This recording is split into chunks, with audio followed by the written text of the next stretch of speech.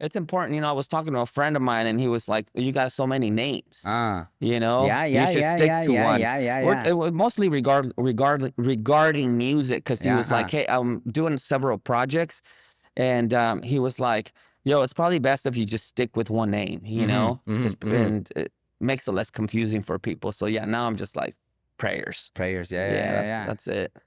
How And you it's been? strong like Yeah, that. it works Yeah, out. It works for yeah. me. And I've been putting a lot of time and energy into that name. Mhm. I've been putting work for that Yeah, name for a yeah, while, you yeah. know? I am honored to have a good friend of mine. Prayers, gracias for coming, bro. Oh, Always placer. showing up, and it's been a couple years. But yeah, you're here, bro. So much has happened, and so much is going to happen, and so much is going on right now. But like for this opportunity, because we're not always guaranteed these opportunities to share space with, amongst each other. I want to let people know who the you really are in that way, and I think before we hit prayers, there was an evolution to prayers, and for me, what always resonates is that we share is that barrio, what I'm saying, that hood, that cholo, and shout Absolutely. out Cholo Goth right there. That's Cholo guy.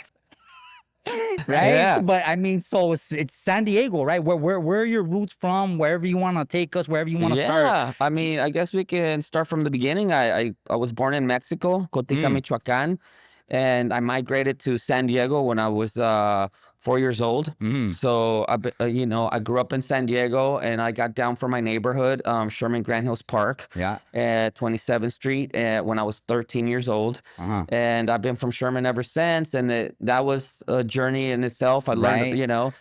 ups and downs, and the story. My story, I think, is similar to a lot of homies. Right. Right. We Right. share a lot of parallels, you and I, in a lot of ways. Um, So we're talking gang culture, San Diego, but yeah, right? And just like what years were the years that you really tapped into that barrio, you know? I mean, let's see. I'm aging myself. I'm 49. I'm Right. gonna Right. turn Right. Right. 49. Right. So let's see. I was in 1980. Yeah. I was Yeah. 5 Yeah. years old. So 85. like I was the 90s, 10. Yeah, right? The yeah, 90s. And so what yeah. I'm from the 90s. yeah, I yeah, mean, yeah, yeah, for yeah, yeah. sure. But I say that because what San Diego is and where LA is in the 90s is not what it is today. No, no, no. Absolutely not. Right? Because when people hear like, oh, I'm from San Diego, like, oh, cool, like is we go through San Diego, but Yeah. I just think that there was a different vibration in San Diego in the 90s. Yeah, I think it was similar to LA. It was just gang culture was everywhere, and it was like violent, Right. Right. extremely violent, at Extremely least from my violent. experience. I mean, I got stabbed when I was like 13, Mm, mm, you know? mm, mm, mm, mm. Getting stabbed at 13, like, I think for most people, they'd be like, well, that. I don't want that to happen to me again. But you know what was crazy? I got stabbed, and I was kind of, it was like a badge of honor, you know? I Mm, was like, I survived it, and I was kind of like proud of it, mostly because the way my friends acted around me, because I think I was like the first in my generation. to get stabbed, and everyone Mm, was like, "Well, you got stabbed." right. And I was like, "Yeah, I And s- survived it. I and don't so know." you accepted it, right? You Yeah, I thought it was cool, I thought it was cool to get shot at and all that. right, I right. mean, it's not. It's Yeah, yeah, not, yeah, yeah, yeah. absolutely not trying to glorify none of that stuff. But when you're young Mm, and you're full of adrenaline, and I think when you're young, your energy's so different, right? You right. think you're like gonna live forever. Mm-hmm, You mm-hmm, think you're unstoppable. At right. least I did. I thought I was. Eh, And eh, I was running into the fire always, never right. from it. Right, right, right, right. And we're not gonna go too deep into it, but what is it? Like, I think for every cholo, like, what drawed you to the homies, into the streets? And My yeah. well, my story was was a little different. My barrio was rough, and my old man had gotten in a situation where he got down with two homies from my Mm-hmm, neighborhood mm-hmm, at the time, and my dad beat the crap out of them. mm, When I was going to school, everyone was bringing it up, saying, "Man, your dad f***ed up, and he's gonna get it. He f***ed with the wrong people." and I loved my dad, so I was scared that they were gonna hurt my father. And during that time, I had a few friends that were already whose siblings, older siblings, were from the neighborhood.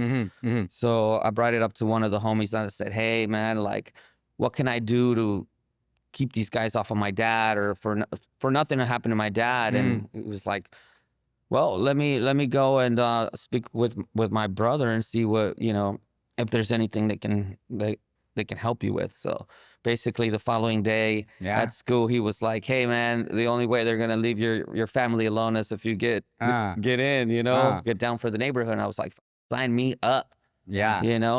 Yeah. So yeah, it started from there, and Right. then Right. so Right. at Right. first I Right. was kind of like uh angry at it because that wasn't really my path. I feel like I was into some other, you know. Right. But then once it pulled me in, and then once, I was embraced by it, I started Yeah. understanding it, Yeah. and then I just fell in That love was with it, it. and then Yeah. Yeah. I was just like, Off and running. yeah, I was like, I'm in it to win it now, Yeah. and Right. Right. and Right. then I Right. was trying to prove myself, and you're trying to one up each other. Right. Right. Right. Yeah, and there was a lot of one upping. Shout out my boy Drax from my neighborhood. Him and I were always trying to one up each other, you Yeah. know. Yeah. And during the reality, right? So this is the reality. This is Yeah. is that homies are getting life sentences. Yeah. So shout out to my homeboy Smurf who just got out. He did over 20 years. He got locked Yeah. up when he was 18 years old, and he Uh-huh. just got out like Right. recently. Right. So 'Cause homies are getting life yeah. sentences and homies are dying. Yes. Right. Yes. Yes. And so what keeps it moving for you, bro? Like that doesn't happen to you though, right? Like you get hurt in the, but you don't go to prison like that, No, right? I've So only it's been to like, jail. yeah, Yeah. and so that which is Juvenile kind of hall, it's juvenile the hall, and savior jail. though, right? It kind of like I feel that because any gang member Yeah. you mean you could go to prison any day And it's for like, what's yeah. happening, Yeah. and so there, I mean, you kind of were protected or not, like it was Yeah, I like, think I have angels around there me. you go, Honestly, yeah, I think I have angels around me in more than one way. I mean, it's funny. I'm working on a song right now, and I was thinking a lot about my mother and how she used to every time that I was walking out, me bendecía, she would take a second to like, dame la bendición, right, right, right, and right, my mom used to pray a lot over me, and mm, so many. I remember coming home and she'd be praying, and there was actually the time that I got, not the time that I got stabbed, but right after a few months after that, my cousin Wicked and I and a couple of us got in a situation with some rivals, and they beat the crap out of us, mm, and they put my cousin in the hospital, mm, and they almost killed him. He was in a coma, my cousin Frank, and when that happened, it really made my mother fearful, really mm, scared. mm-hmm. I'm sure when I got stabbed, she was already like, "Damn, what's going on with my son?" But when that happened to Frank, and it's funny because I came home and I was all beat up, broken arm, and my mom's like, "What happened? What happened?" And I'm like, "I fell off a bike," Yeah, And she's like, "You fell off a bike? yeah, You're lying," because yeah, Frank's in the hospital yeah, and he might die. He's in a coma, and I'm like, "Oh, I wasn't with Frank," yeah, yeah, yeah, yeah, And after that, my mom made a promise or an exchange or with God. mm-hmm. She asked him to protect me, and in exchange, she would humiliate herself by not wearing shoes. I didn't understand this because it's not like we had a conversation about it. I just saw that my mom all of a sudden stopped wearing shoes, Mm, right? And at first, I didn't really pick up on it until my homies started busting my balls over it. mm, My own homies from my neighborhood, they were like, "Hey, what's up with your mom? Why is she always barefoot?" yeah, And I was like, "Damn, man, you know what? She is barefoot, right?" And then it got heavier and heavier, the joking, and right, right, and they right, were like, right, "Tu mamás una india," yeah, yeah, yeah, and yeah, yeah, yeah, and one day, and during that time, I was making money with the homies. I right, was right, doing right, right, probably making more money than my father yeah, for yeah, sure. yeah, My yeah, dad yeah, was yeah. washing dishes at a restaurant, you know, and I was just running errands for the homies all the time. So I was making like probably not a lot compared to these days, but back then, I was making like $100 a day. You're right, right, right, right, right. My Yeah, dad was yeah, yeah, probably yeah. making $2 an hour Yeah, or yeah, yeah, less. yeah, yeah, yeah, So for yeah. me, 100 a day was a lot, Yeah, yeah. back in those days. And I remember one day I got down with one of my friends because he was, making fun of my mom for not wearing shoes. And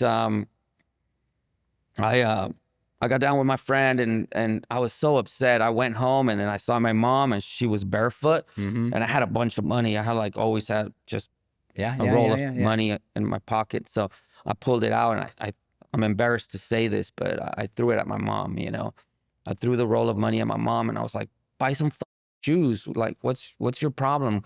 Buy some shoes. Embarrassing, Yeah, my friends make fun of me, like, why are you doing this? yeah.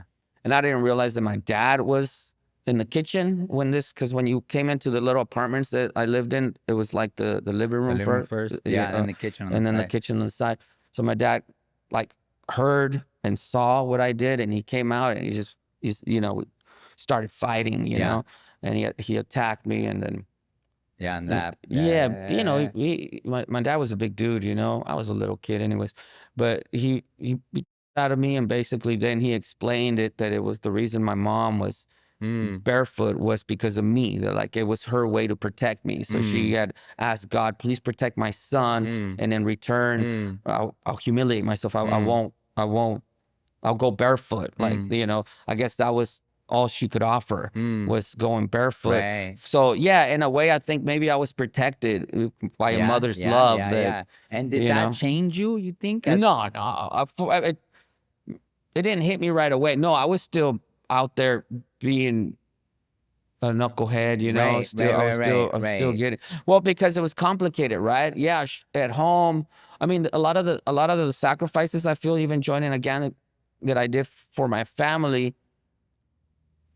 I mean, I probably didn't have the uh, the awareness back then or Mm, the ability to even think outside of myself. mhm. I was more focused on, I was already wrapped up in like so many things Right, too that right, every right. time I walked out that door, I was faced with, revenge, beefing with my own homies because I think I had probably more beef with my own homies than I did with enemies. To Right, be right, honest right, with you, right, I was right. always getting into it with my own homies. There was that, and then just everything that comes with, I don't know, being in a gang. Yeah, yeah, yeah, yeah. It's kind of like for lack of better words, it's overwhelming as it Right. is an adult. Being a gang member as a kid is probably even a bit. I don't know. I had a lot of during those times. I looking back, I feel like I just did the best that I could Right, with what I right, had in front of me, and I had a couple good homies, shout out, rest in peace, my homeboy Snake. I did have some good homies that were always kind of looking out for me right. and trying to put me on the right path and protecting me. Yeah, I think I've always had angels, man, Yeah, yeah, yeah. and I think my mother, and I had a bunch of homies, my homeboy Clyde, OG Clyde, he's been out for a while. But something, so like, so I know your story because we've shared, you Yeah. shared your story with me, but like the artist that you are and what you became, like that kind of plays out how it plays out. But there's something that happens. I don't remember. I think it's like 18, 19, but it's when you do the restaurant with your father. Yeah, And what a lot of people 92. don't know about your whole vegan, Yeah. vegetarian vibe, because you came, you're back on the on the Yeah.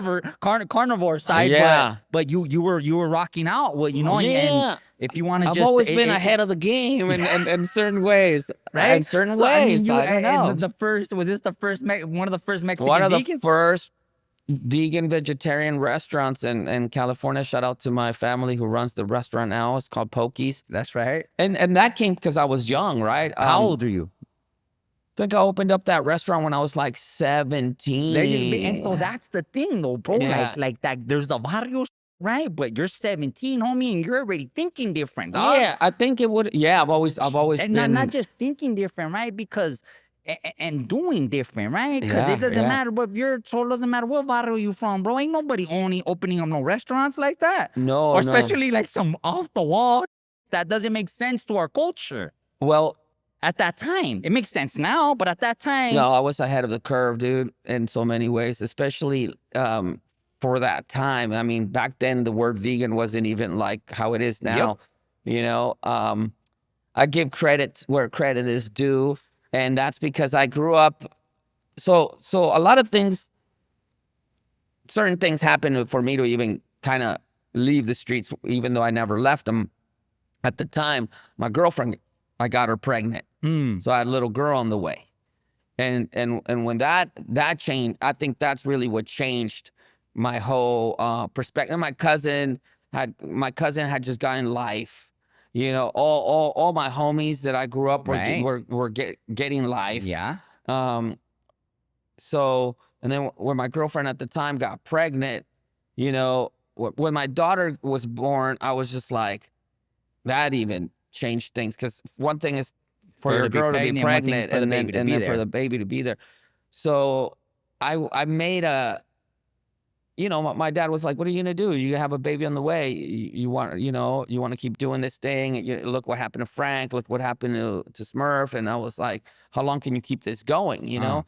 And I was like, yeah, man. He's like, come work with me, you know?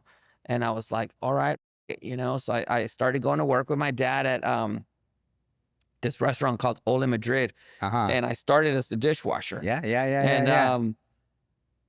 the chef there, he was just a cool dude, you know. He Mm. was young, hip, and Yeah, just yeah, like, yeah, yeah. and he liked me. Yeah, Like yeah, yeah, he yeah, took a yeah, yeah. liking to me, and so Uh-huh. did the owners. The owners of that restaurant of Ole Madrid, it was a Spanish restaurant, took a liking to me, and that place was like for one of the coolest restaurants at that time. Right, You right, know, it right, was right. really hip, and I started working there as a dishwasher, and then I just started noticing the fools were making bank, you know, and making Yeah, more bank yeah. than I was washing dishes.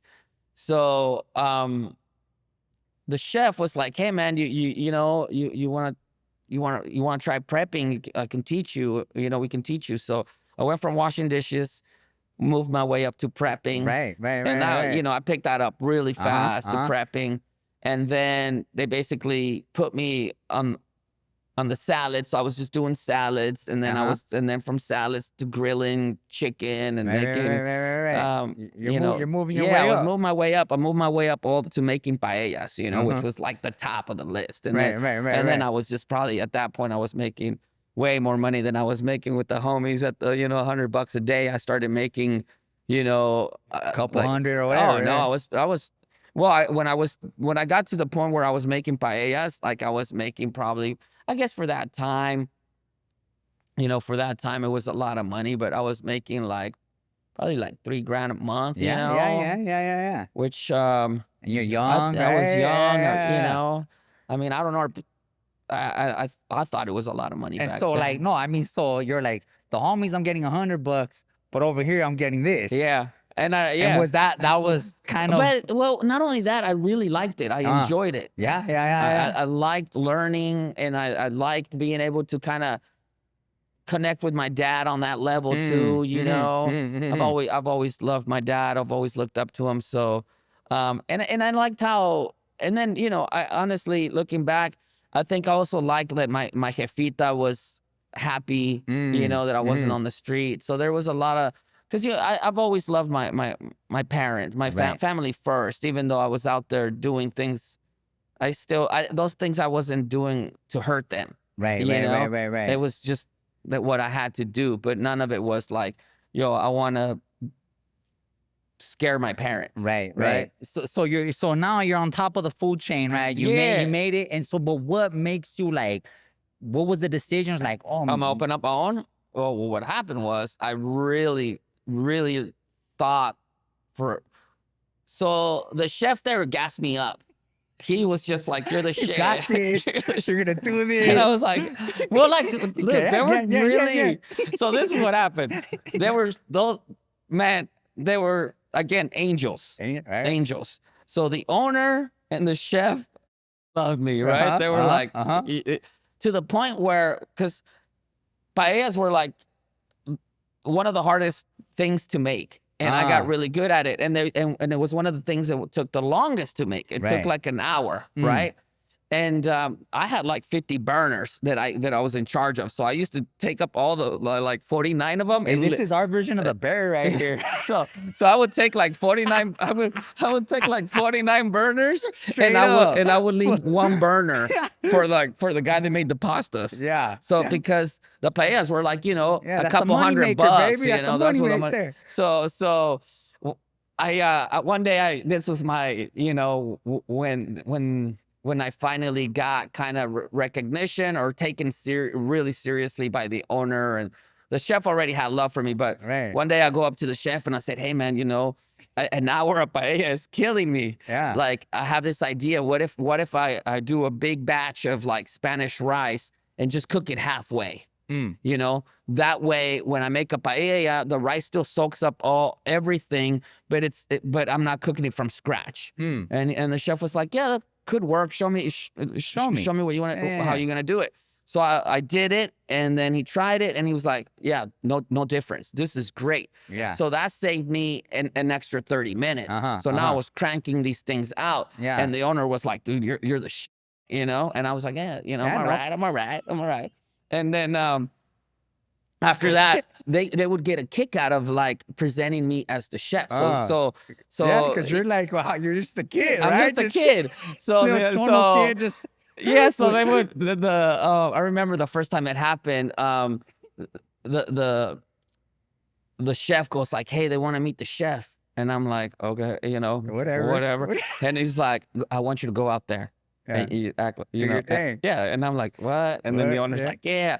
So then I go, Yeah. they both walk me out, and there's a table of whatever, Yeah, and yeah, they're yeah. like, "Meet the chef," and I'm like, "Oh hi," and they're like, "How old are you?" And I was Yeah. like, "I'm like 15 or something," and they're like, "Wow, you're the chef," and I started coming out in magazines.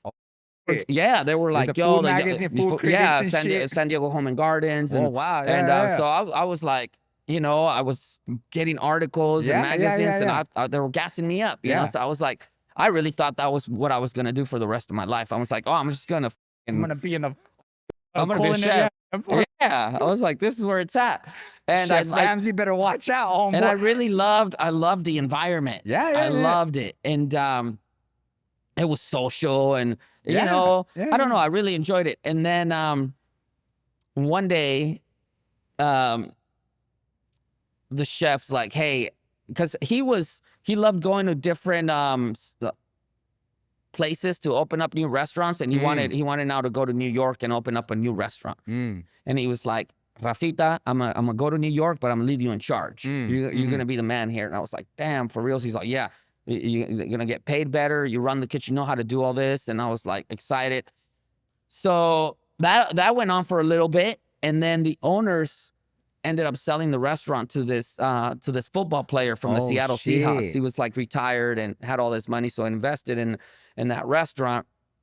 He didn't like the idea that there was like this young kid running running Yeah, this yeah, yeah, kitchen. yeah, yeah. So he hires this guy from Spain that was like straight out of a culinary school, Yeah, but he yeah, never yeah. had he never actually worked in a restaurant. He Right, just right. came Came out of from school, Yeah, yeah, yeah, yeah. came out of school and had his degree, but he never really had like hand-on training. So he comes and they're like, "Hey man, kind of show this guy around," and I'm showing him around, and days are going by, weeks are going by, and the guy, he's just like taking all the credit for everything that I'm doing, and he's Yeah. not really doing much. And he's like, "Hey, are you doing the specials of the day?" I'm like, "Yeah, I got it." So I'm making the daily specials. I'm doing inventory. I'm doing everything right. And I see that I catch wind like how much this dude is making, and he's making so much more than I am, Uh. and it upset me because I was doing all the work. Yeah, yeah, yeah, yeah, So yeah, I yeah, thought yeah, yeah, yeah. I thought I was a little bit more um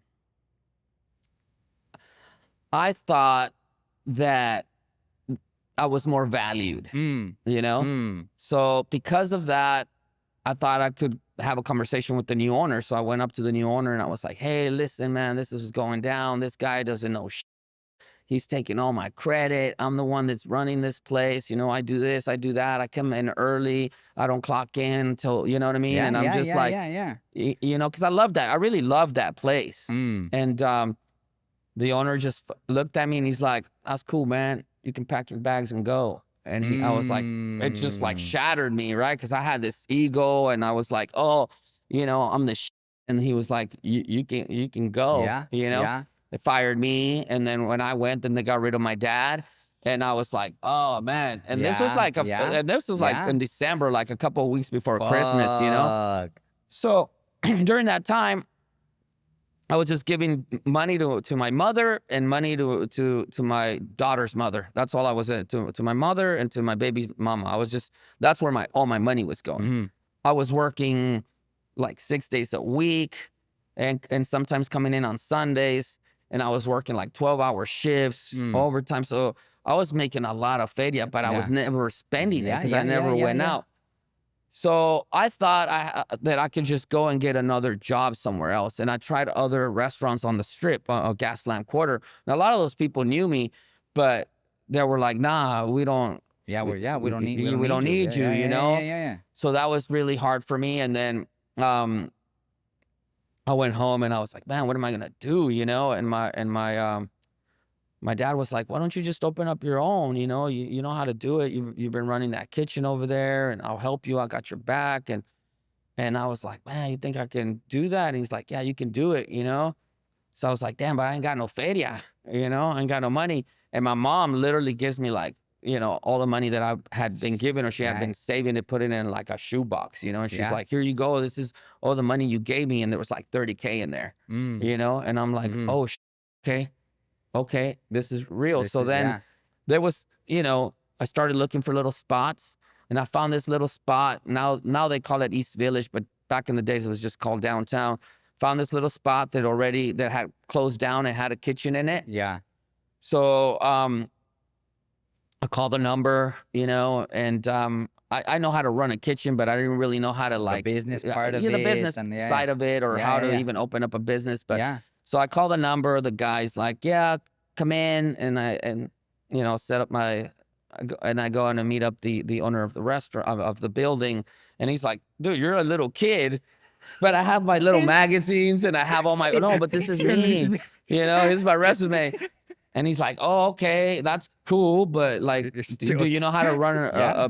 a business?" And I was like, I do." And then like, you know, he's like, "Well, we need some other people to co-sign," you know. So I brought my dad, and you know, my dad didn't know how to read or write, you know, Uh, so he never really had yeah, yeah, how to yeah, yeah, yeah, run a yeah, business either. So I kind of explained that to Howard. Shout out Howard Greenberg. Um, we're still friends. He's like yeah. Oh he's a yeah. mentor. You know, he's been a Uh, mentor for me for a lot of you know, for a lot of years since yeah. I was like Uh-huh. whatever, Uh-huh. I think 17.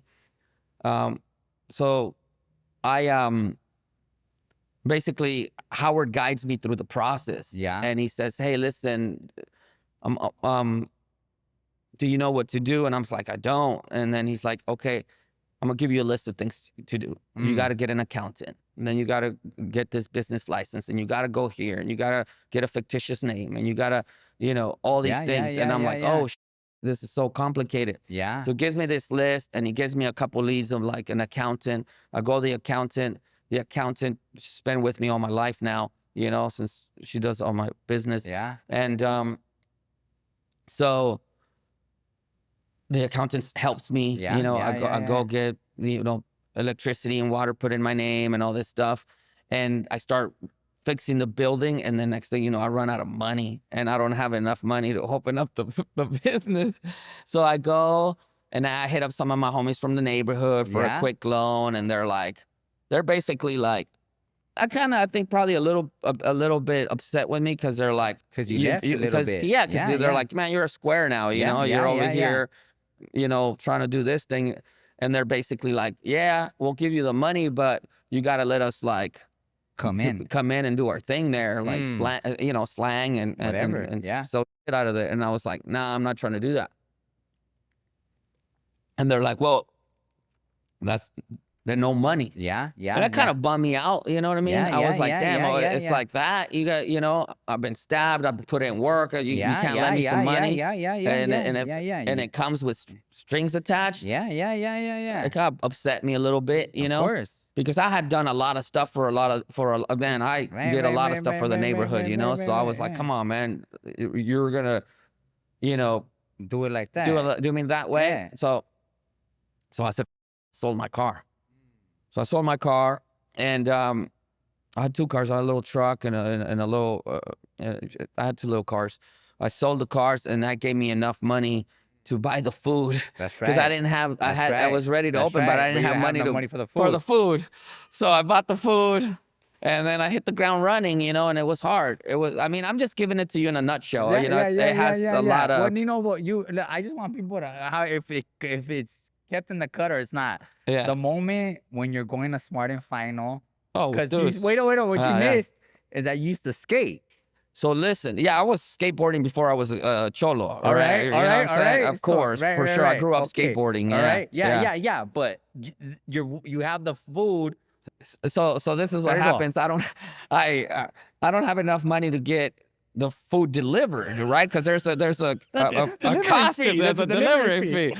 So I'm like, no one in my family has a ride. The homies are kind of like. The homies are Like, right fuck now? the homies, Fuck the homies? Yeah, I'm like, fuck these Where's it? fools. It's Smart and Final. So I'm going to Smart and Final. I'm going to Produce District. I'm going to like 4 different spots, all on my skateboard. So I'm loading. Because the car's gone. Yeah, I have no car. So I'm like, And I gotta skateboard. pull up I was probably one of the first cholos on a skateboard. You know what I'm saying? Like back then, And so I get on my skateboard and I go straight to Smart and Final and I get all the things that I need and I'm using my skateboard as a dolly. I just stack all yeah. the soft Stack that drinks and shit. all the to-go containers, all the napkins. I stack them on the skateboard and I walk that to the little restaurant. I unload and then I skate to the produce district and same thing. I stack the boxes of cabbage, boxes of lettuce, avocado, tomato, onions, cilantro, and I'm stacking these things, Yeah. and I'm walking it to the restaurant. Yeah. And it was rough, man. I did that for at least 4 years because, dude, I was making probably like I was making $100 a day at the restaurant, Yeah. and that was just enough to barely cover rent. Yeah. So during that time, my mom had to get a job, to cover because my dad was working with me. Right. So him and I were trying to get this restaurant off the ground, and we're just barely covering rent, and enough to just get, Yeah. get out of there. So it was like, I think back then my rent was probably like, $900, which not enough. Now my rent is at the restaurant is like 16,000, so from $900, 60,000. But yeah, there was really moments that tested me. Like there was moments where, because I come from a background of like fighting and being a gang member, and that makes you kind of a warrior, right? I'm like, I feel like I have this part I'm a down. warrior.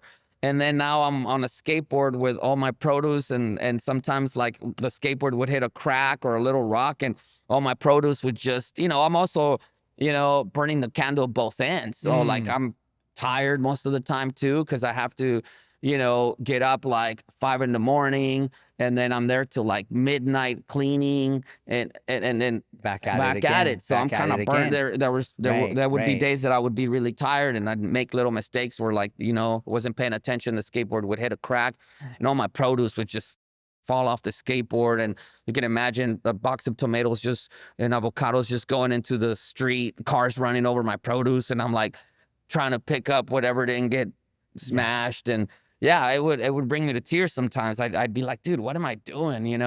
What am I doing? And that was rough. And what do you think is what kept you pushing like that? Well, really? because I signed a lease for 5 years.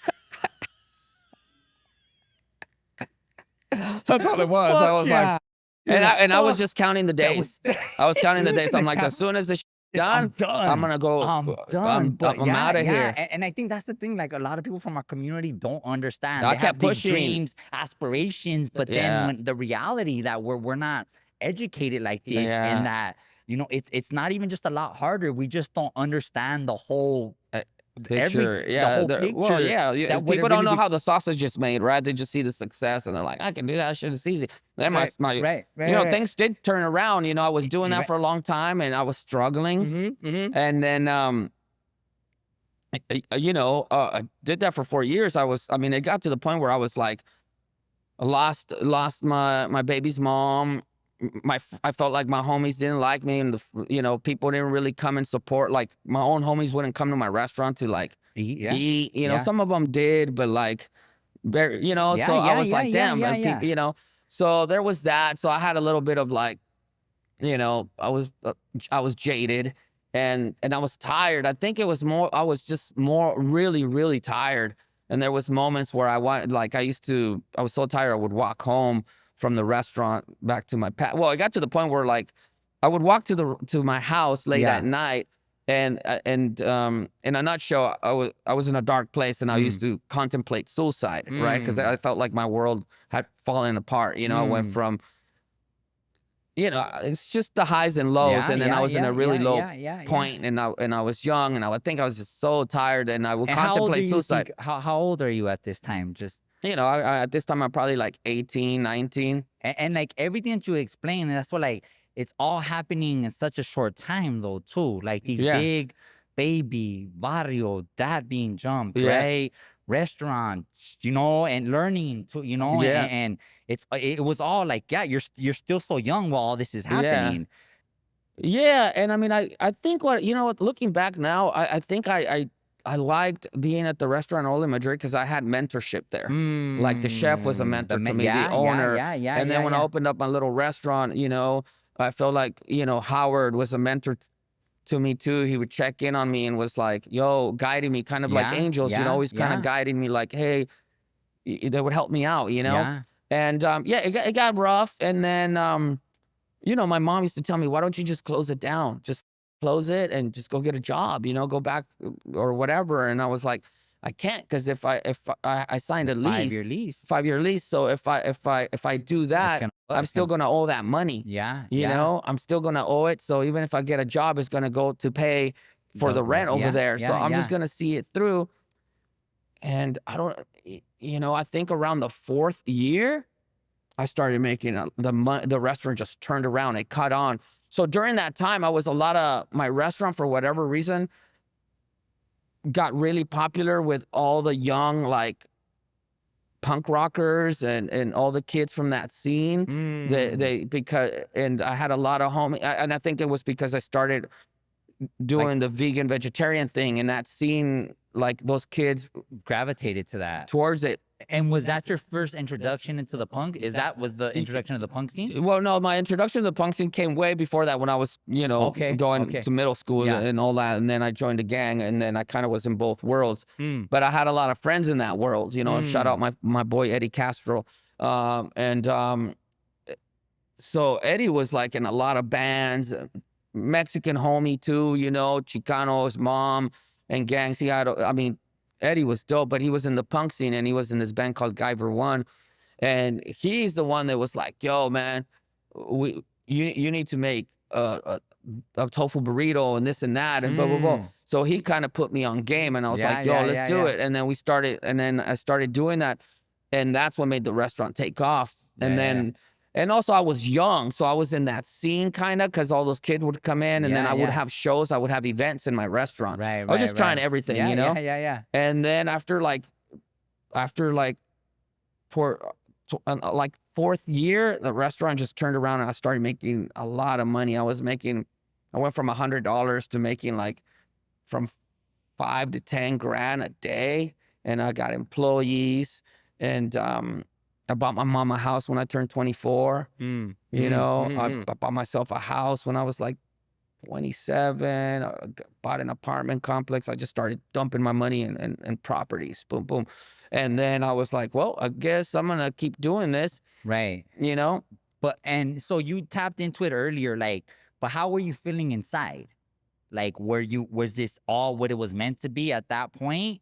No, I was I think when I was in the struggle, I was probably so focused on just trying to like day to day and kind of get through my days. Yeah. But I think when the money started coming, I did some good things like buying my mom a house and doing that. But then, I think I was also young and I had a Mhm. lot of money, so That the ego young and kicked money. in. Yeah, The yeah, ego yeah, kicked yeah, in, and yeah, I went yeah. back to my old ways. Well, what I want to touch on, bro, and I didn't know until like later on, meeting you, is that a book that kind of transformed Mm, me, Parma. transformed you, and Yeah, that is crazy because like you know if you know, but I think for two homies, cholos from the barrio, yeah, to really, autobiography of a yogi. yeah. By Paramahansa Yogananda. So during that dark time where I was telling you that I was very suicidal, I would always take a shortcut to my house because I was tired. So I would walk on the freeway, and there was this bridge that if I walked on this bridge, I'd be on the freeway, but it would just save me so much time to get home. Yeah. But every time I walked on that freeway, um, there was a bridge, so I would always stand there for a little bit and just look down and always be like, "Man, I could just jump. I could just jump right now and end this," you know. Mm. And Mm. one day I'm walking on that bridge and there's a book on the ground and I kick it and it starts tumbling and it lands on the front cover, and I see this man that got my attention for whatever reason, so I Mm-hmm. pick it up and it's Paramahansa Yogananda, and I kind of start flipping through some pages, Mm-hmm. and it just Mm-hmm. there was some words in there that instantly just Mm-hmm. made me feel like, I don't know, saved me. That book saved me, Mm-hmm. and that book is what kind of kept me going, Mm. and that's also where kind of the whole vegan vegetarian Yeah, thing also yeah, came yeah, yeah, from yeah, from that book. yeah, And the interesting stories came from that journey itself. I've had a lot of, I'm giving you everything kind of in a yeah, yeah. nutshell, but there are like deeper moments Right, during the restaurant period, right, right, with right, that book. But that book is what kind of kept me going, right. because I was tapped out, and that book somehow came into my life when I needed it the most, Right. and it allowed me to find strength within because Uh-huh. a lot of spiritual leaders or a lot of like saints, they're always enduring suffering, Mhm. you know? Mhm. So I kind of took that in as like, well, I can endure this too. Yeah. You know, Yeah. I can endure this I'm too. supposed to endure Yeah. this. Yeah. And I did, and I endured it. And then it paid off. And during that time, you know, I'll segue into sharing another story that came from that book and that comes from, a lot of people use the word manifestation and Mhm. um, and I kind of stopped using that language, but I felt, that I was manifesting a lot after that book Mm. came Mhm. into my Mhm. life. And I think I honestly tapped into something when I read that book that was so honest and pure Mm. because I really believed everything in that Mhm. book. Mhm. And you Mhm. got to Mhm. understand, Mhm. before that, I had never read anything. I, Mm. I mean, I Mhm. knew Yeah. how to read because I knew how to read, but I But you never weren't had reading. Yeah. read. I Yeah. wasn't Yeah. reading. Yeah. Yeah. Yeah. Yeah. That was the first book I ever read. Right. Right. Right. Right. And Right. Right. maybe it was because I was in such a vulnerable Yeah. place Yeah. with my heart, and my spirit was really tired and Right. exhausted, that I believed every word in Yeah. that Yeah. You book. you just And I soaked it. yeah, Yeah. and I was so excited about it. And I think that's why I have all these mystical tattoos, right? I don't have like the traditional homie tattoos, Yeah. because this is really what like inspired me. So Mhm. Mhm. Mhm. I have a lot of amulets tattooed on me. Mm. I fell in love with the book that I wanted to have my own teacher, to have my Mm. own master, right? Mm. And I was like, man, I really would love to have my own Like my yogi, my some own my own yogi, yeah, yogi. a yogi in my life, right? And I would read that book over and over Mhm. again, and I would just imagine, being in India and like, The Ganges yeah, River. hanging out under a mango tree, you know what I mean, and Yeah. just like making these physical sacrifices. Right, I right, felt right, like I right. was doing a physical sacrifice, by working the way I was working. And this is before the money, so the money hadn't come yet. Yeah. So it's really interesting because a lot of these things were happening. The book, the whole vegetarian thing, uh, my boy Eddie, but also my teacher um, Juan, my teacher Juan. So one day I'm at the restaurant and this man walks in, and this is when my restaurant wasn't doing so well. So like if someone walked in, they were noticed. Yeah. I was like, hey, there's Hey, you someone. got somebody. We got somebody. In fact, during this time, it's just me actually, because my father was really sick and he was having all these seizures. Mm. So when he started having all these seizures, and they were scary because there was moments where he'd be in the kitchen, cooking something, and he would have a seizure and Just fall out. just fall on the ground. Yeah. And it scared me, and I was like, man, he's gonna hurt himself. He's gonna drop something hot on himself. He's gonna burn himself, or he's gonna fall on a knife. Yeah. So I told my dad, hey, you can't come here no more. You gotta go. I'm just gonna handle it. So during that time, that was the really hard time in my life because I was running that restaurant by myself.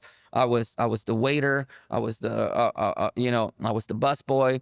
I was the person ringing. I was the cashier. Yeah. I was the dishwasher. I was the prep. I was the cook. I was closing and cleaning. I was opening and doing the inventory. So I was wearing all the hats. I was really burnt out, and it was just me by myself. Yeah.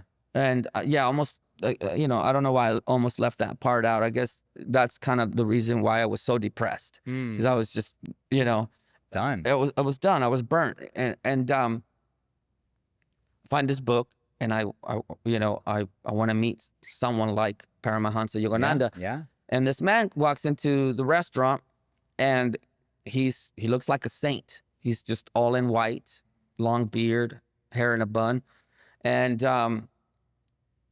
he comes up to me and he's like, "Can I speak to the owner?" And I'm like, "Oh." At this point, I'm actually lying about me being the owner, Right. because I had been taken advantage of. What I mean is that during that time, there was no internet, right? So Yeah. a lot of people were Yeah. still kind of door-to-door salesmen. There was Yeah. people. Yeah. So there was this guy that came with a full package, selling welcome mats, where he could put your logo on the welcome mat. Yeah. So this guy comes in and he's like, "Hey man, check out these mats. We can put your logo. They cost this much." And I'm like, "Oh, I'm excited about the mat." I'm like, "Okay." So I give the guy a Little- check and whatever, and he never comes back with no mat. Mm. So after that, I was just like, a few situations like that happened where I was just like, you know what, I'm just gonna say that I just work here. Yeah. So people would come in and they try to like pitch me things, and I'd be Yeah. like, the owner's not here. Yeah. I just work here. Yeah. When's the owner coming back? I don't know. So when Juan came in, I ran that by him. I was like, oh, the owner's not here. Mm. I don't know when he'll be in. Mm. And he's like, oh, you're lying to me. You're the owner. And he's like, the restaurant's empty. Why don't you sit down for a second with me? Mm. And I don't know, something told me to do it. So I sat down with him, and he gets this little piece of like rice paper, Mm. and he writes all these things.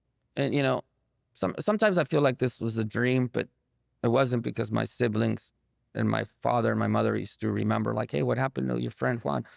Writes all these things. Oh, I don't know, it's like 10 or 12 things on this little piece of rice paper, crumbles it up and gives it to me. And he tells me to, to hold it in my fist, hold it to my heart, Mm. hold it to my head, Mm. and to blow on it 3 times. Mm. And I do. And then he asks me a series of questions, and I was like, is this mentalism, Mm. But there was a few things that could have been mentalism. I don't know. But he's basically like, what's your favorite color? How old are you? How old is your dad? How old is your mom? How many siblings do you have? What's your favorite flower? And this one was really interesting to me because, I didn't no one had ever asked me, what's your favorite flower? People have Mm. asked me like, what's your favorite color? Yeah, yeah, yeah, yeah. It's a good Or one. Yeah, yeah, what yeah, yeah. sign are you? Yeah. So all these questions are on there. And he asks me, oh, now ask me something that you would like to know that's in your heart. So I asked him all these questions. I mean, he asks me these questions, and then basically I open up the paper and everything I said is in there, you know? And it just blows my mind, right?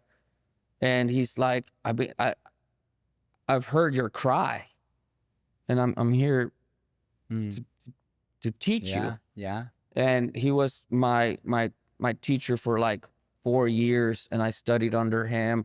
Um, And a what was lot of his teachings? Was well, there were a lot of mysticism, a lot of, I like mean, was he like on like a the curandero, but also I don't know what level he was on. He was, what yeah, I mean, yeah. I learned how to astral project through him, Yeah, yeah, and yeah, yeah, yeah, yeah, yeah. the only thing that he required of me was that I had to, one, be vegan, two, to be abstinence. I didn't have sex, no masturbation, Uh, no drugs, uh-huh. no alcohol, Uh-huh. no smoking. Uh-huh. Um, and I did that for like 4 years. I didn't have sex. I didn't masturbate or do drugs or anything for like four Right, years right, while I right, studied right. under him.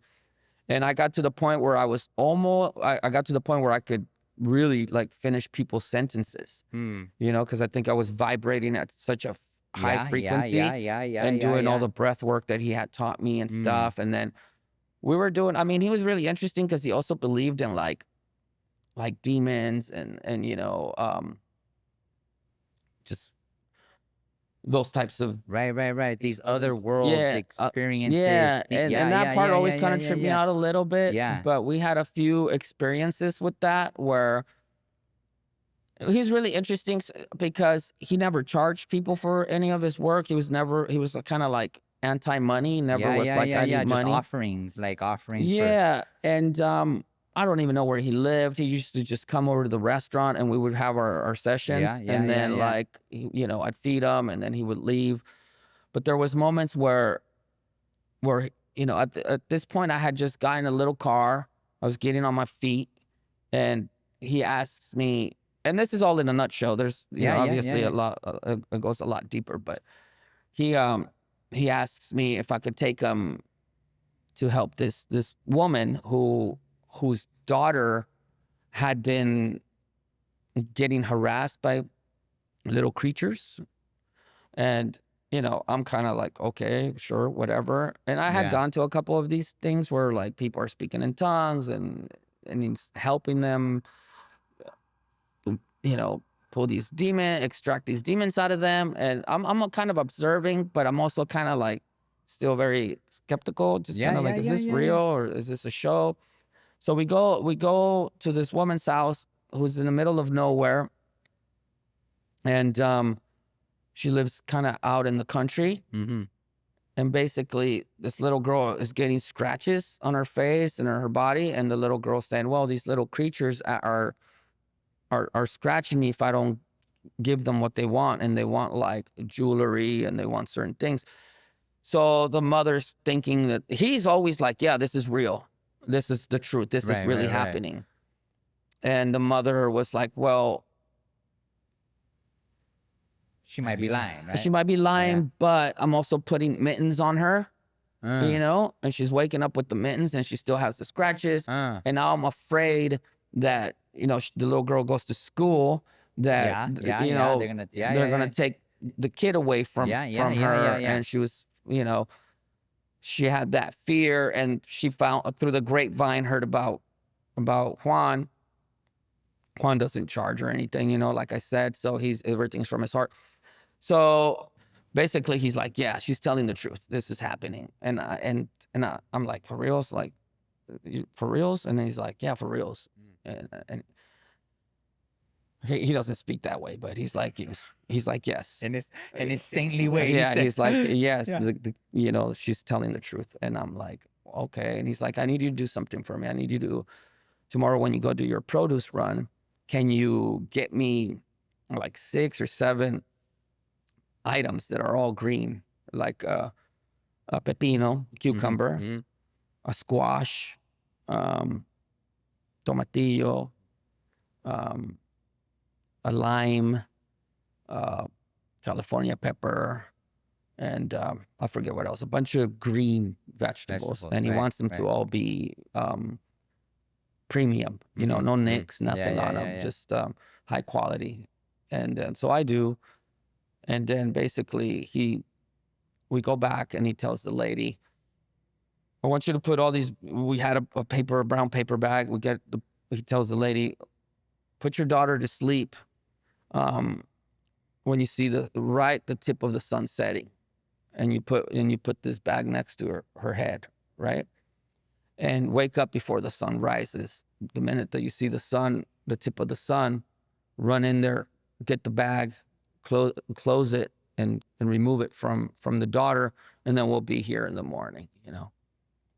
So with those instructions, we that he left with the mother, we leave.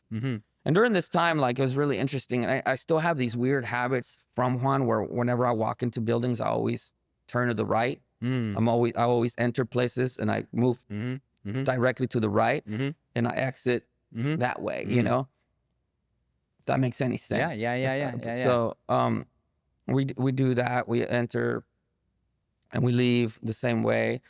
And he basically, on the drive back, he explains to me, I'm like, what is all this about? And he's like, well, if we're successful, the vegetables will be rotten and we will bury them, and that's it. Yeah. Job's done.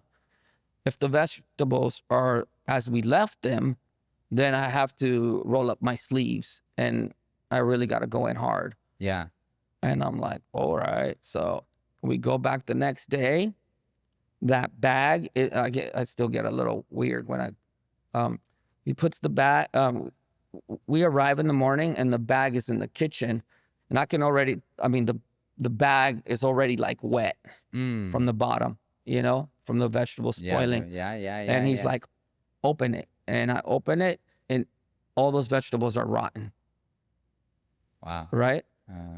And I go into kind of like shock. Yeah. And so I'm Yeah. starting to doubt everything. I'm like, is this a joke? Is he putting on this weird, elaborate thing? Is this Yeah. real? Yeah. You Yeah. know, Yeah. I don't know anymore. He grabs it. We go in the yard, he buries it. Yeah. Yeah. And Yeah. then I'm just kind of in shock and quiet the entire time. And after that is kind of when I just parted ways with him. And I was like, yo, I don't know if I could do this anymore. And he had shared a lot of information with me. And I think right after that, I started doing the opposite, because I wanted to close all those doors. And I just didn't want to, he had shared information with me that when you do those type of deeds, like, you get attacked, right? And that you start losing Things. a lot of things, Yeah. success, money, Yeah. your Yeah. your Yeah. life Yeah. gets really Yeah. difficult, which is one of the reasons he's just like, I don't engage in. Yeah. Yeah. And I think I was still at that moment, and I still am very kind of desire those things like success, and Yeah. I don't know why, but I do. And I think Yeah. maybe it's because when I was young, I didn't have anything, Yeah. and now I'm my own person. So I feel like before it was because it was on my parents Yeah. to provide, but now I'm like, I provide for myself. Right. But it scared me. I kind of like pushed him away, and I started just kind of going really dark instead. Instead of following the path of the light, I just went the opposite direction. Yeah. Yeah. And now I'm in limbo again. Yeah. Yeah. And Yeah. now I'm back in a place where I'm not necessarily dark or light, but I'm in a Right. middle Right. ground Right. where again, my life has always been me walking up to some type of crossroads. Mm. My entire life, Mm. has always been crossroads. Yeah, bro. And I go one Yeah. direction and then I meet another crossroads. Right. Right. Right. Right. And Right. I think the darkness is really good to me too. But now I don't know, maybe it's time to walk away, you know what I'm saying? I Mm. don't know where I'm at in life. Yeah. I'm in a really strange place Yeah. right Yeah. now. Yeah. Yeah. Yeah. Where I feel lost again, which is Yeah. really interesting. Yeah. Yeah, because I've been through, there's moments where I know who I am 100% and Yeah. I stand on it. I always stand on it. But now I'm like, damn, I'm in the fucking forest again. Mm. You know, Mm. I don't know. It's beautiful. Well, I mean, because I feel like that. Like that's like I think a lot of people feel like that, bro. Like and it's some days you just like I got this, and then you're some days like, do Yeah, I yeah, got to, or maybe I need some help. yeah. But I think this way is a good segue into the music. Well, yeah, the music. Is this because the music happened? I would think after Juan. No, the It was music. I got it. I started after Juan. I started getting in a lot of trouble. so I the started. music you were doing the music while Juan was there. No. I'm a late bloomer. Music. I Yeah, didn't. that's what I'm This is saying. all. That yeah, this Well, all this happens. stuff was happening with Juan was in like in my 20s, Yeah, yeah, early 20s. I didn't start doing maybe even younger. No, 18, 19 till 20, 24, something yeah, like that. yeah. Music. I didn't start doing music until I was 37 years old. You know. It's a big one right there. Yeah, Yeah, yeah, 37. yeah, yeah, yeah. Crossroads. I just gotten out of jail. I didn't know what to do. My father had just died and he passed. I loved my father. I love him. I love my father. Yeah. And when he passed away, him and I got in a really, really nasty fight. We said some really mean things to each other. And that day he died. And I Mm, never got to make amends, never got to apologize. yeah, We never, there was no closure. yeah. That really another Yeah, yeah, yeah, crossroads yeah, in yeah, my yeah. life where I chose to go the wrong way because I was in pain and I was angry and upset with myself and I wanted punishment. I wanted someone to hurt me. Mm, So I started getting in a lot of fights, started kind of gangbanging again. mm, And, you know, the day that my dad passed away, uh, my girlfriend at the time was like, let's get out of the house. We go to a bar. And it's the craziest thing. I was getting in so much trouble, but I wasn't getting caught for any mm. of it. It's kind of like the worst, huh? Yeah, I wasn't getting caught. And then I get caught for the dumbest, Mhm. I get in a fight in a bar and I'll hurt the people. And, that time again, they wanted to give me 7 years, but I had money. Yeah, So I was able to get a great lawyer and I just got, 6 months instead of 7 years. yeah, So, but it was great. I probably should have done the 7 years because it probably would have put things in better perspective. But I think those 6 months were great and it needed to happen because I was able to get away from all the distractions that I had right, been right. creating on the outside. I was like womanizing.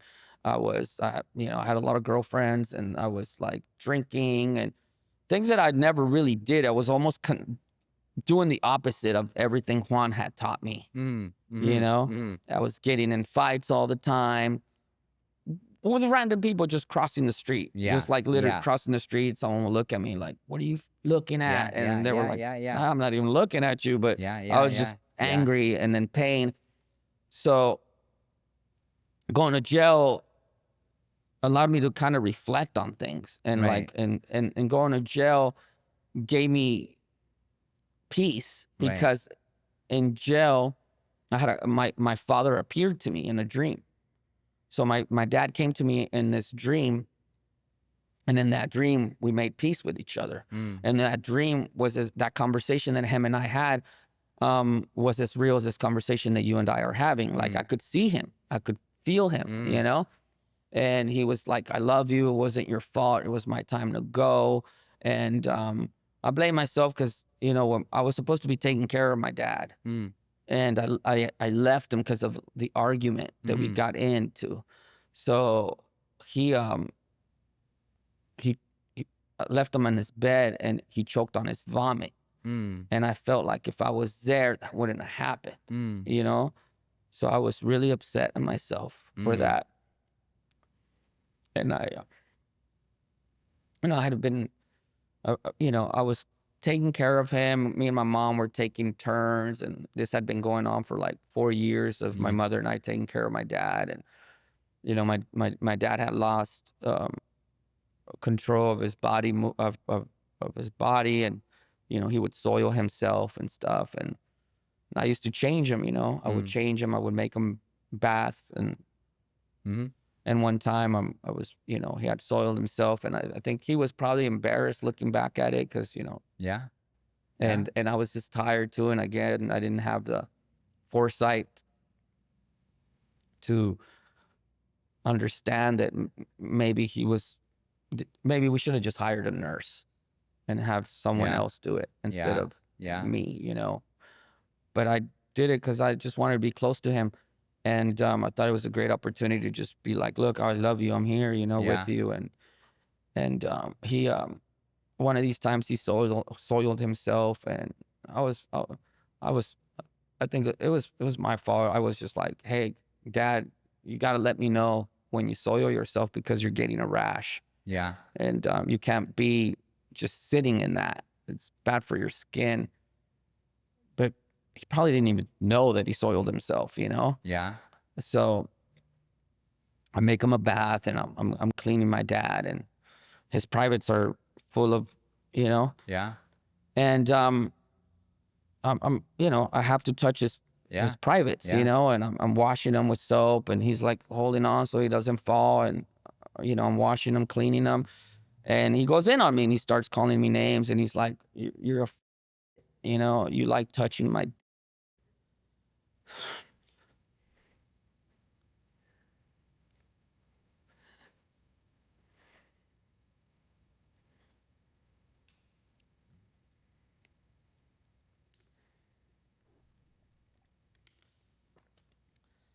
And that upset me.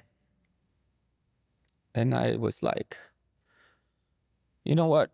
This doesn't bring me any joy or pleasure. I'm like literally holding my breath so I don't throw up. Mm. You know, you don't appreciate me. And we started going back and forth. And then I was just like, you're, I Yeah. dry him up, put his clothes on him. And then I just left. I didn't wait for the shift. I didn't Mm. wait for my mom. Mm. My mom was at work, and then she comes to work, and I was so angry that day when I just really felt like I don't know. I was just upset, and then I left, and said some really nasty things to him, and he said some nasty things to me, and I left, and I call some of the homies, and I go to the park. You know, go to the park where we all hang out. Smoke some weed and drink some beer, and I'm just hanging out at the park with the homies. And my mom calls me. She said, "Where are you? Where are you?" And I'm like, "Oh man, I left, man. Him, I wish he would die already. I'm sick of his taking care of him. He doesn't even blah blah blah." And my mom's like, "Well, you got your wish." And I just like my heart drops.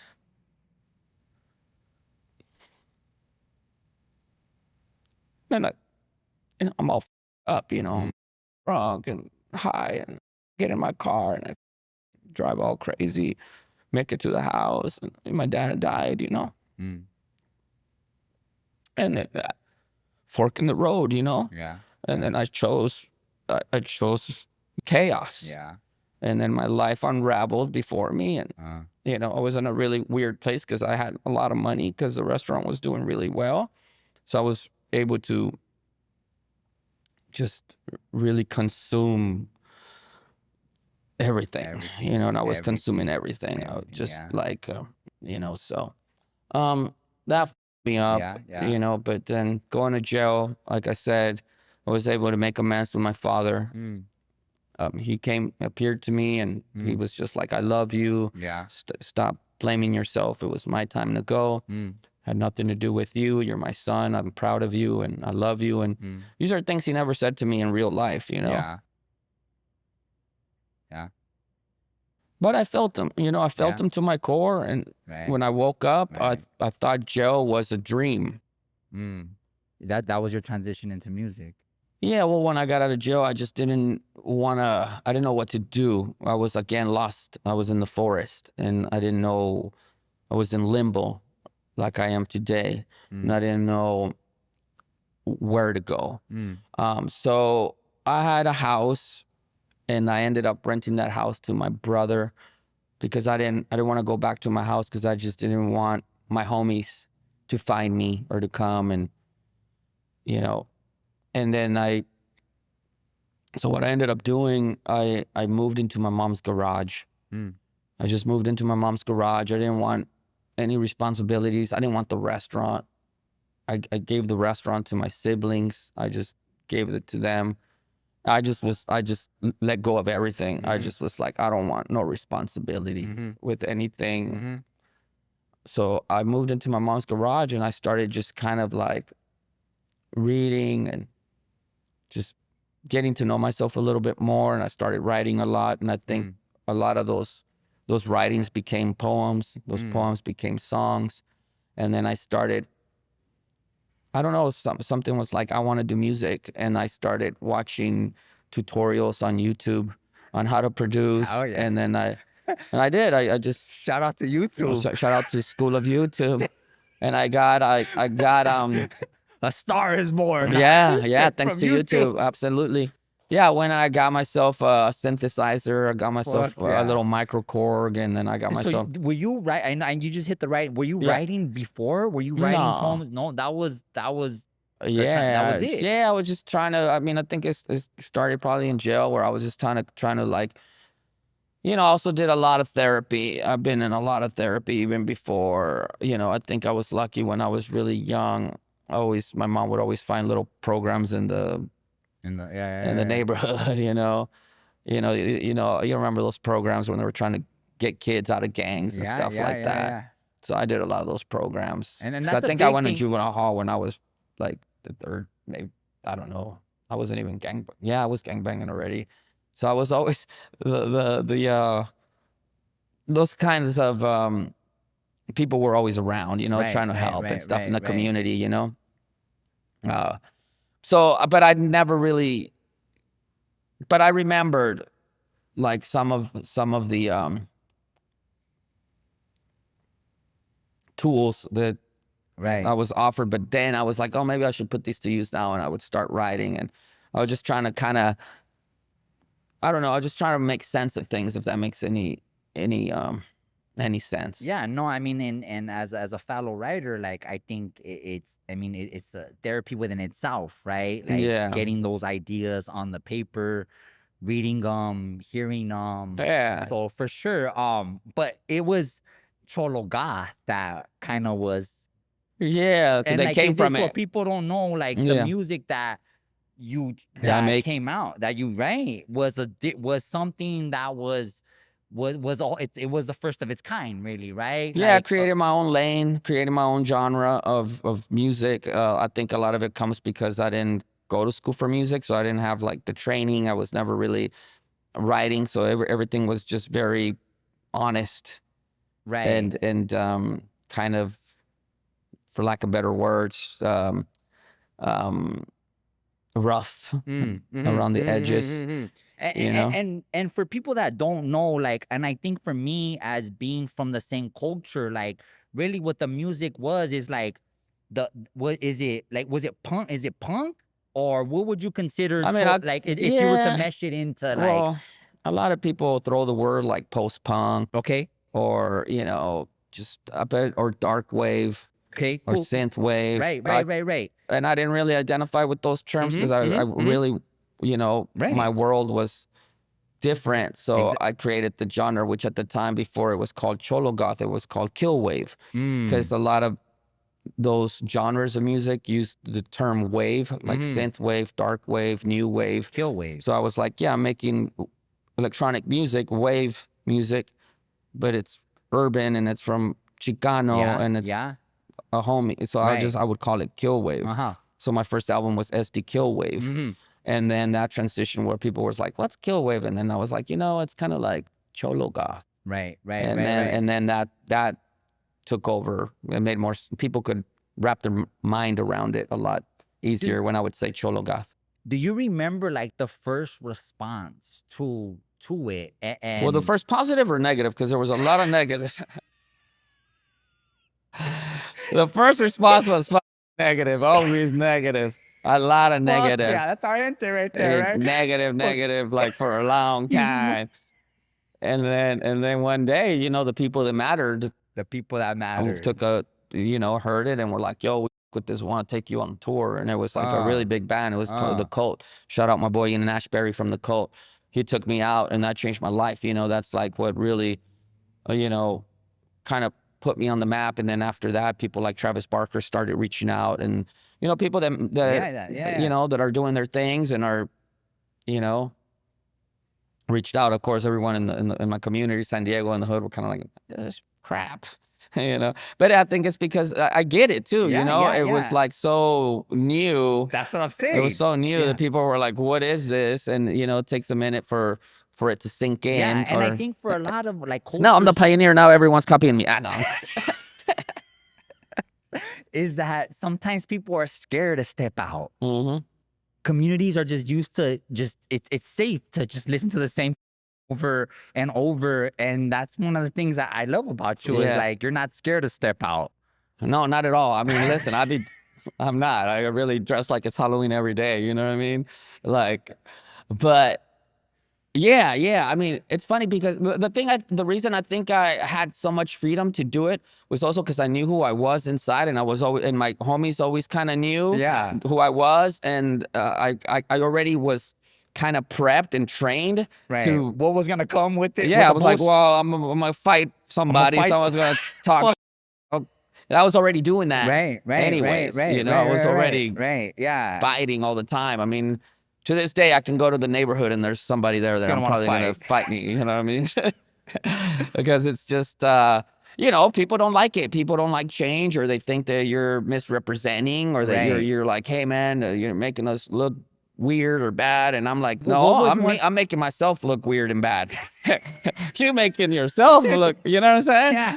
Don't take credit for, you know what I mean? What was like the biggest like red flags like coming from the barrio and the culture that you came from doing this music? What was like? Well, I don't know. I didn't care. I didn't even think. I never even thought about asking permission, or I just did it, and I was just reckless because I am reckless also by nature. I'm reckless.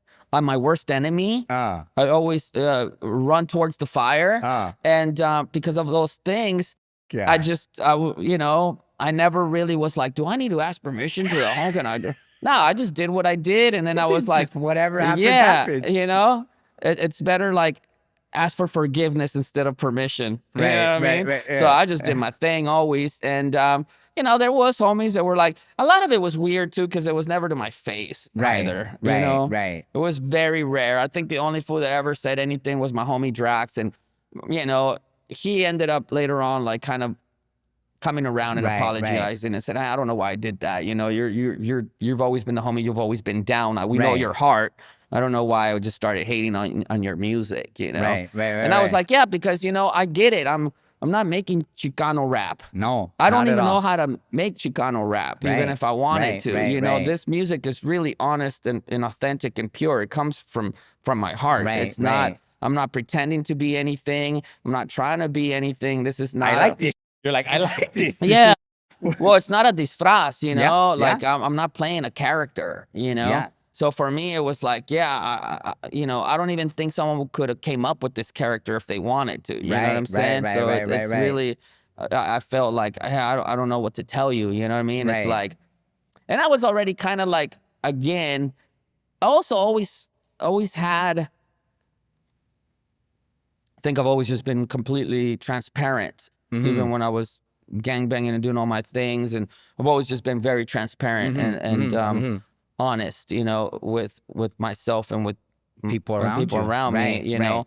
I think I've always kept it G code. I just figured like, hey, as long as I don't break these rules, I'm good who on cares it. the way how I dress? Yeah, you know what I mean? I didn't know dressing is part of the rules too. Right. You know what I mean? But as long as I'm not breaking none of the cardinal rules Right, of right, right. gangbanging, Yeah, no yeah, yeah. I'm snitching, good. Don't fuck with me. then what? You What know the what I mean? fuck? I'm good. Let me dress how I want to Let me. dress. You know what I mean?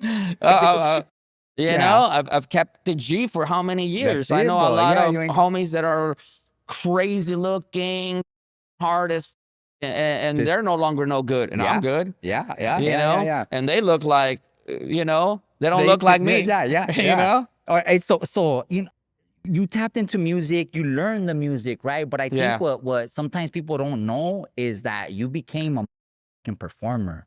And I seen you, Yeah. you know what I'm saying? And I speak from performer to Okay. performer. Yeah. Yeah. Right? Yeah. Because it's Yeah. one thing to So, spit on a studio. yeah. Not Yeah. everybody could, you know, but it's another thing I think I to be shine live more than I do on the studio. Yeah. and like, bro, like when I was like, well, you got it. Every full Yeah. mic is coming in. Yeah. Like Yeah. I mean, you learned it was something that is not No, I naturally. didn't learn it. It just came out the first show I played. And then from there, Yeah. I don't. I just allow myself to be free. I don't have no restraints. was You there know. any inspiration, bro? Like it's like, and Yeah, like for well, me, before I was gangbanging, I was but listening to a lot of, you know, like I love like David Bowie and you know Mark Boland, and I was watching all these, you know, and you know I grew up during a time when like MTV first, you know, yeah, you yeah, know, yeah, I'm yeah, yeah, yeah, 49, so yeah, I was like, I grew up watching rock stars yeah, on TV, doing you their know, thing. doing their thing, and that was for me. I don't know. I think this was probably in my subconscious mind, and So when you're up there, well, yeah, when I'm up there, I feel like I probably put myself in a trance in a way, you know, the way when my father passed away, we were cleaning out the house, and my sister found a box that had a lot of things that belonged to me from my childhood, like little love letters between me and girlfriends and little drawings, and just they had my mom must have collected all these things, or right? I don't know, but my sister's like, yo, I found this box and it belongs to you, what do you want me to do? And I was like, oh, hold on to it, I'm gonna come pick it up. So I pick it up and I'm looking through this box, I'm seeing a bunch of cool stuff that you know, but then I pull out this little drawing that I must have drew when I was a little kid. Wow. And the little and it's a little stick figure with a microphone, and it says on top of it, it says Hollywood. You know what I mean? And now I'm here 50 years later, you know. We need Weird, that right? picture. Weird. So We you got, don't know. I don't yeah, know. Who yeah, knows yeah, what yeah. could have happened? Maybe Yeah, this was yeah, always yeah. my destiny. It was already, Maybe yeah, this was yeah, yeah, always, yeah, yeah, yeah, you yeah, yeah, know, yeah.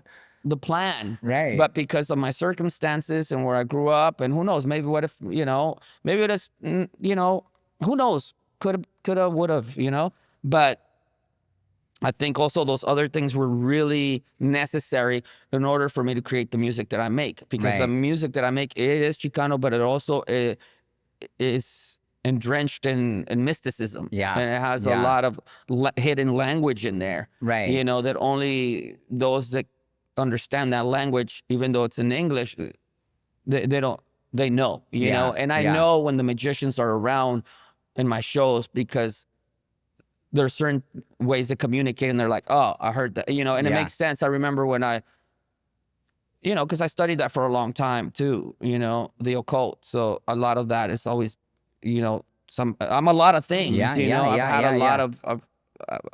of I've lived a lot of lives Yeah. within Yeah. this life, you Yeah. know. Yeah. So I feel that, you know, been living multiple realities simultaneously, which is what makes my music even that more, yeah, I don't even know, just different, Right. you know, Right. because it's not 100% Chicano gang music. It's not Right. 100% mysticism. Right. It's not Right. 100%. It's just a little bit of everything. It's a tapestry. It's me trying to understand my conscious, my subconscious, my spirit, the life that I'm living.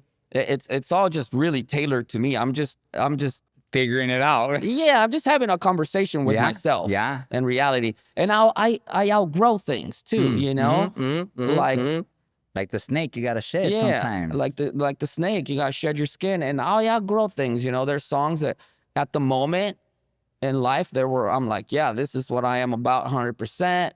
And now I'm like, cool, they're just Songs. classic bangers that Yeah. people Yeah. like, so I Yeah. Yeah. play them, Yeah. but Yeah. doesn't mean that, I identify with a lot of the stuff there. And I think Right. that's just life, I mean, not that I don't identify, but it's just like I'm not holding on to it Uh huh. as I was in the beginning. And who knows? I can't help but just be present. Mm-hmm. So Mm-hmm. whatever comes out of that is where I am in that moment in life, and Mm-hmm. I'm always evolving, and I'm constantly evolving, and Mm. so in so many ways I've never stopped, Mm-hmm. Mm-hmm. evolving. And it's now I'm a husband, Mm. and I've never been married before, Yeah. and I Yeah. love it. And I now I move myself in that way. I Mm. carry myself as a husband, As a husband. I Yeah. I respect my wife. I respect our marriage. I don't ever want anything to come between that, Mm. and I honor my marriage. I put that at the top of my list, So it has changed the way I move, the way I think, the way I speak, Mm. Mm-hmm. So all these things are always affecting, um, developing me, Mm-hmm. Mm-hmm. teaching me things about myself, Yeah. So the music will change, When I first started, I was in a super dark place, Yeah. and I was angry at myself. I was angry at God. I was angry at the world, Right. you know, and my environment. And I think I have a lot of, even though I'm always smiling, and when people meet me, they're like, "Oh, that fool's really nice," but I have also a lot of pain and sorrow that I carry with me, but I mask it, Mm. Mm-hmm. Mm-hmm.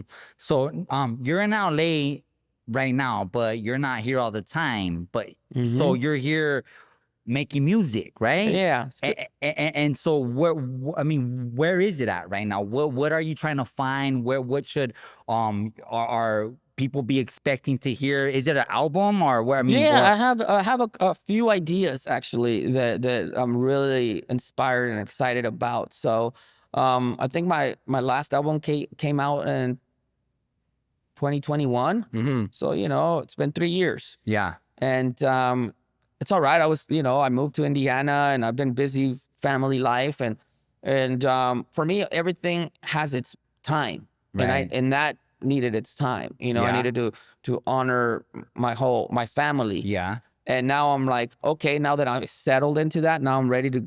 Come. Yeah. Yeah. Yeah. But I don't like to force things. Mm. I don't like to force anything like, oh, I need to make music Mm. now, Mm. because no, I don't care. I don't even need to make Yeah. music Yeah. Yeah. ever. But now, unless I feel like it, and now I got the itch again. So I've been inspired by Mexico a lot lately, Mm. because I couldn't travel for a long time. Yeah. So when Yeah. I got in trouble that first time, I lost my green card. They took my green card away from me, and I should have became a citizen way before that. But out of sight, out of mind, I was too busy just living a Yeah. chaotic Yeah. life, Yeah. and it didn't matter until it mattered, right? Mm. So once the green card was taken away from me, and the music took off, I couldn't travel. I Yeah. was just stuck in America. Yeah. So all my tours and all my shows were Than just in America. Yeah. America, Yeah. Yeah. Yeah. and people would want me to go to Europe and Mexico and all these things, and I didn't want Couldn't. people to know that I was illegal, because I didn't want some enemies or some haters to, you know what I mean, Yeah. Yeah. Yeah. Yeah. deport me. And Yeah. so I would always just make up stories about like, oh, I just don't want to go to Mexico, Yeah. or I don't need to go to Europe. Yeah. I'm Yeah. I'm I'm here, So I was always pushing away those offers, and I didn't want people to know the truth. So, that's a story in its own. Thank you to my wife who helped me get my my immigration papers back, because I had definitely tried for a long time, and it was really difficult, and it was not about money, and I had the money, and it didn't matter, but it had to do with other things, and thanks to my wife, and nothing to do even with marriage. It didn't matter. It didn't matter. It was my record. Yeah, It was my record, and I was deportable, and I just slipped through the cracks, and I was just kind of like, ducking and diving from it all.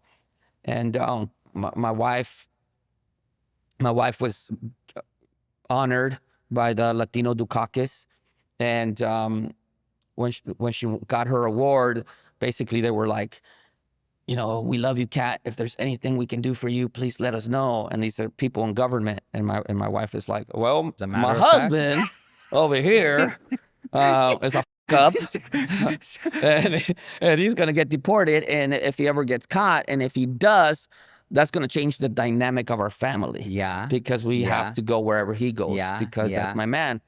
And they were like, oh, okay, we'll see what we can do for you.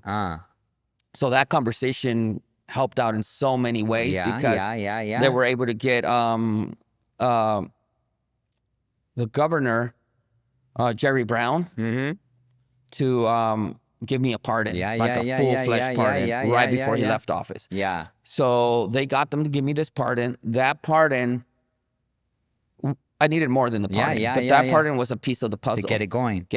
After I got that pardon, the city of San Diego wouldn't give me a certificate of rehabilitation, because I had a really long list of just getting in trouble. I've been in fist fights with the police. I've gotten, so when you do stuff like that, you're like, dude, you don't respect the law. So San Diego was like, nah, we ain't giving this guy shit. And I was like, okay. But luckily, I was now a resident of Los Angeles. And one of the reasons I love Los Angeles so much, and Los Angeles is pro-artist.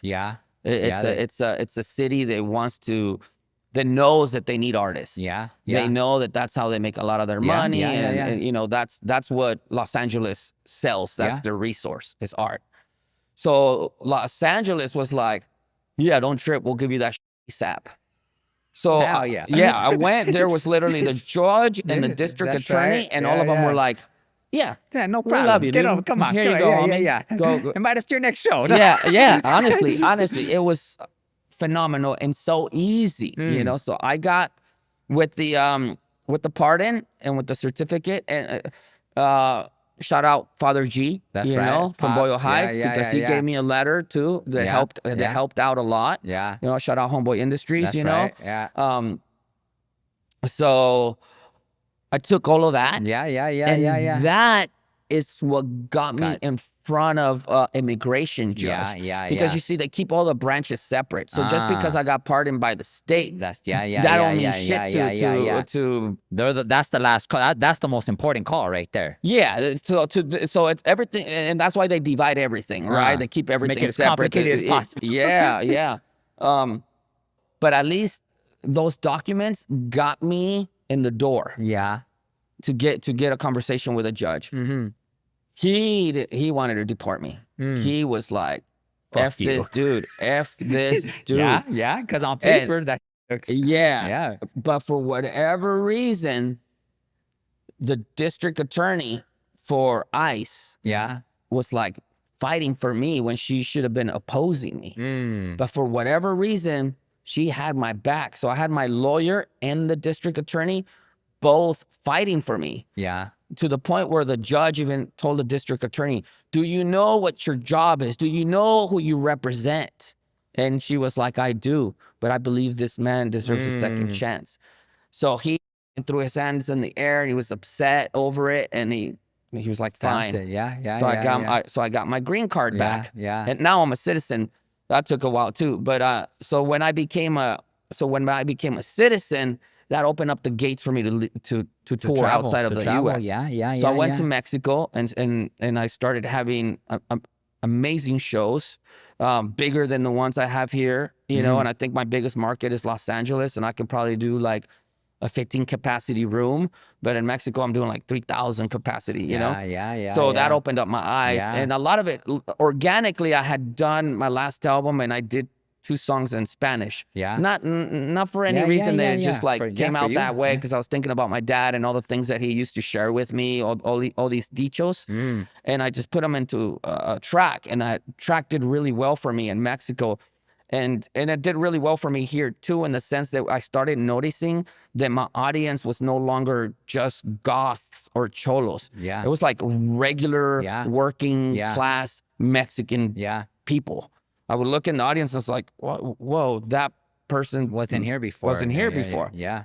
And they're like watching my whole performance, not budging. The minute La Vida es un sueño, they're like, oh, that's what we came here for. Yeah. So that was like amazing. So I want to pay homage to that. Yeah. And now that I'm here in Los Angeles, I have 2 ideas. One of them is I want to do an EP or an album where all of it is in Espanol. Yeah. And it's called, I have the title, it's Quemando los Barcos, which means to go all in on something. So that saying comes from los conquistadores. When they came to the Americas, they were like, burn the boats. We have to conquer. Because if we have the boats, we might bitch it, jump in the boat and leave. Yeah. So for me, it's like doubling down on what I do, saying I'm burning the bridge, I'm burning the boats. I'm going all in on what I do. I'm not backing out. So I want to do that in Spanish.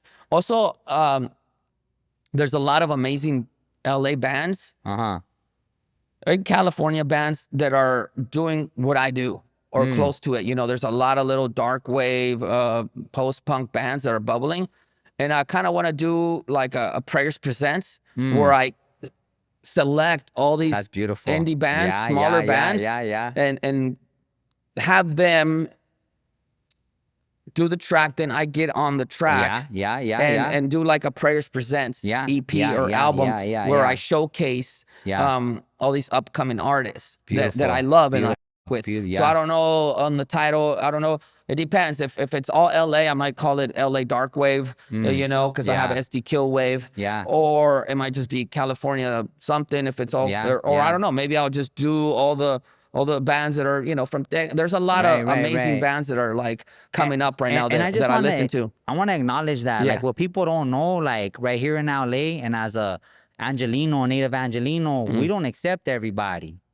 Like, and like, especially the community that we come from, bro, but like, it's been a beautiful thing to see you do your thing throughout with the homies. Bro, like, I feel so at home in LA. Straight up, bro. Like, listen, when I'm in LA, not to interrupt, when I'm in LA, I feel so much. I was just talking to my homie Clyde, because we ran into a big homie down here, and they were locked up, and the homie was like, he's like, man, you're always in LA with like real ones sometimes. And I was like, well, you know what's crazy is that I feel safer in LA than I do in San Diego. That's what it is, when I'm in San Diego, I feel like, oh, you're good right here, bro. But here, shout out to all the homies, shout out to you and your neighborhood, you know what I mean? Shout out to the homie Joker, Street Villas, to the Conejo Harpies, King Little G, 18th Street, and, Pozo, Pico Nuevo. That's it. There's been just, the homie,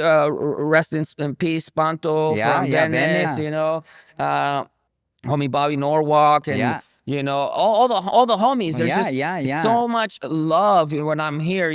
Obviously they probably don't get along with each other, but I'm able to move around like, hey, what's up, homie?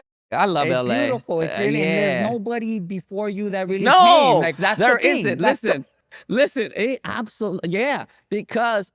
And I don't know if it's because I don't know Chicano. Maybe it's because I don't do Chicano rap, Whatever. And I know people know because look, when I ran into real ones that were like, hey, we know you're, because my neighborhood's a known neighborhood. My neighbor's an old barrio. It has roots and deep roots. So they were like, oh, okay.